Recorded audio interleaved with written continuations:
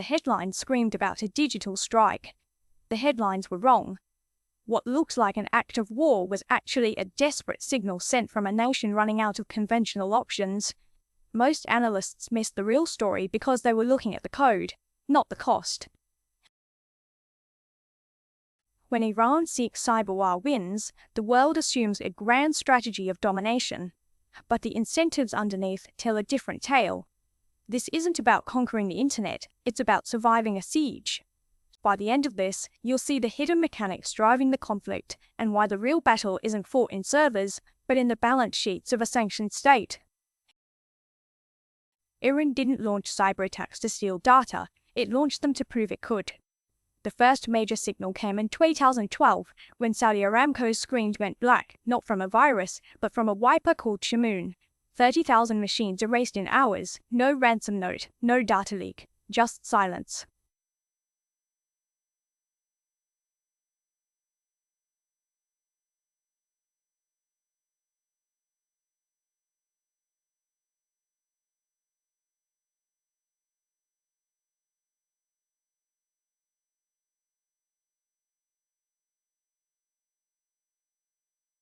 That silence was the message.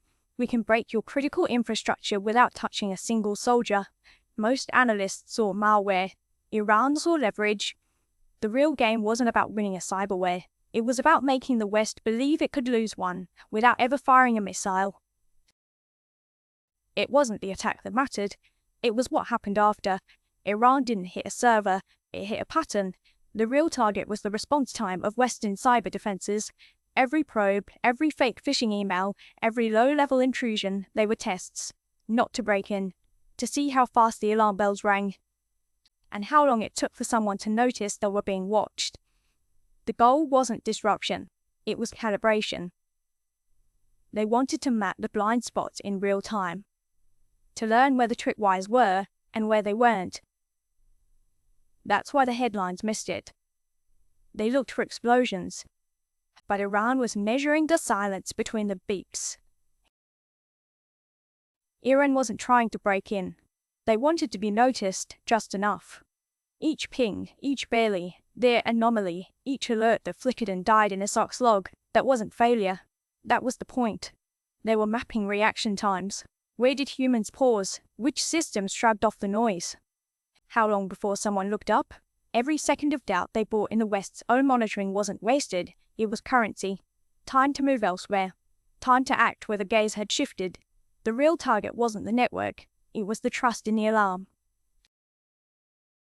They were trying to breach systems. They were testing how fast the world would notice.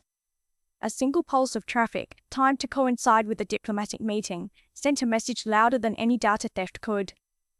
The real win wasn't access, it was proving they could trigger a response without crossing a red line. Most analysts watched for malware signatures. They missed the rhythm. Iran learned that in cyberware, perception is the first casualty and the first victory. The takeaway? When the signal matters more than the strike, defending the noise becomes as important as defending the code. But there's another layer, not on the battlefield, inside Iran's own borders. The regime doesn't just want to strike outward, it needs to look strong at home. Cyber wins are perfect for that. Cheap, bloodless, visible, every defaced website, every leaked email. It's not just a hit on the West.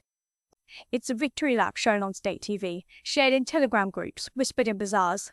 To a population under sanctions, under pressure, these aren't just attacks. They're proof the system still works, that it can still punch. And for a leadership fighting legitimacy, that's worth more than any missile. This is how they fight without firing a shot. A server gets hit, looks like a ransomware gang. A power grid flickers, could be amateur hackers. But when it happens again and again, across sectors, the pattern whispers. State involvement, not claimed, not denied. Just there. That ambiguity isn't accidental. It's the point.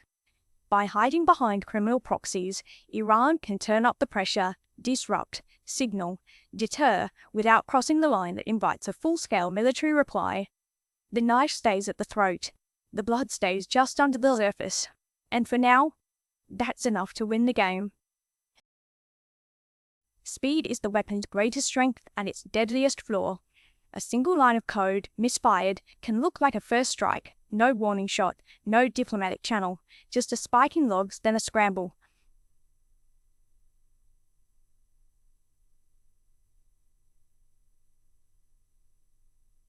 And when both sides are wired to respond instantly, there's no time to ask, was that an accident or a signal? That's the trap.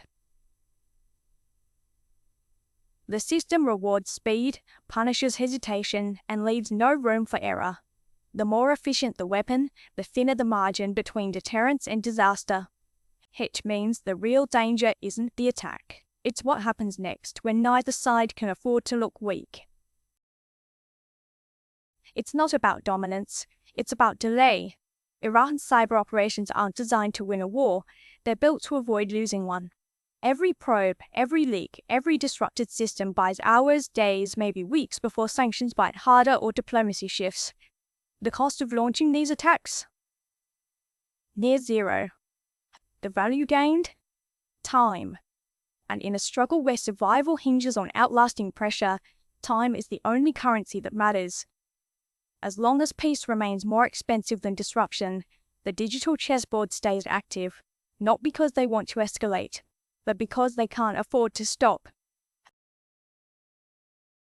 The next time you see a headline about a cyber attack, look past the headlines, look at the balance sheet, look at the incentives. That is where the truth lives. Follow for more sharp breakdowns like this.